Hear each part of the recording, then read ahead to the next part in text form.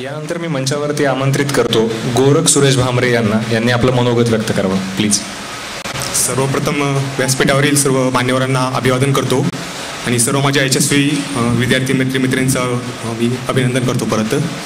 आणि ज्या कार्यक्रमात जे आलेत समोर विद्यार्थी आणि पालक त्यांना या कार्यक्रमातून काहीतरी चांगलं इन्स्पिरेशन भेटेल अशी अपेक्षा करतो.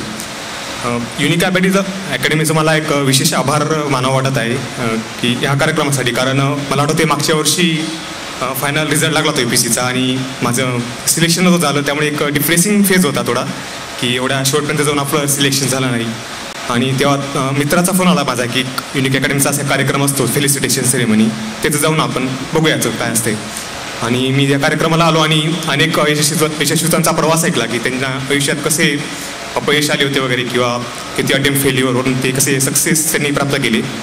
आणि तिथून एक उभारी मिळाली की ठीक आहे, फेल्युअर असं तरी एक टेम्पररी फेज आहे आणि आपण पुन्हा अभ्यास लागलो तर पुढच्या वर्षी नक्की आपण या कार्यक्रमाला एक यशस्वी विद्यार्थी म्हणून उपस्थित राहू शकतो. आणि तिथून मन लावून अभ्यास केला आणि आज या ठिकाणी 590 रँक म्हणून मी उभा आहे.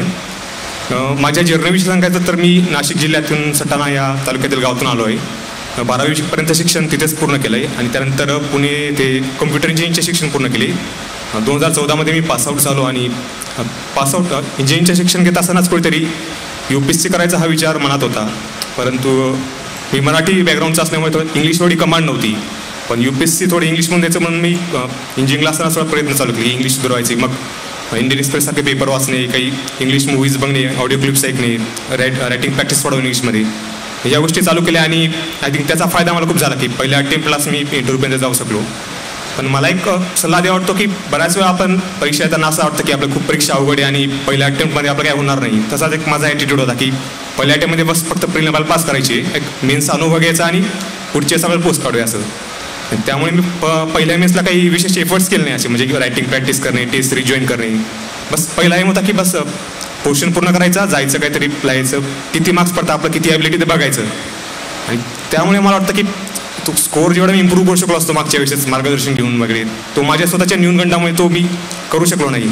यावेळेस मी तो सेम फॉर्म्युला अप्लाय केला की रायटिंग प्रॅक्टिस, थोडं मार्गदर्शन, थोडं डायरेक्शनल स्टडी, आणि त्याने मला यावेळेस फायदा झाला असं वाटतं. आणि यावेळेस मी तुकाराम सरांचा विशेष आभार मला मानायचा आहे की जेव्हा जेव्हा मी त्यांना कॉन्टॅक्ट केला की मदतीसाठी पॉलिटिकल सायन्स माझा ऑप्शन आहे, ऑप्शनसाठी काही टिप्स वगैरे, काही पेपर चेकिंग वगैरे, तेव्हा त्यांनी मला नेहमीच वेळ दिला, कधी नाही म्हटल्याने नेहमी जी हवी ती मदत केली. त्यामुळे त्यांचं मी विशेष आभार मानतो आणि माझं मनोगत संपवतो. धन्यवाद.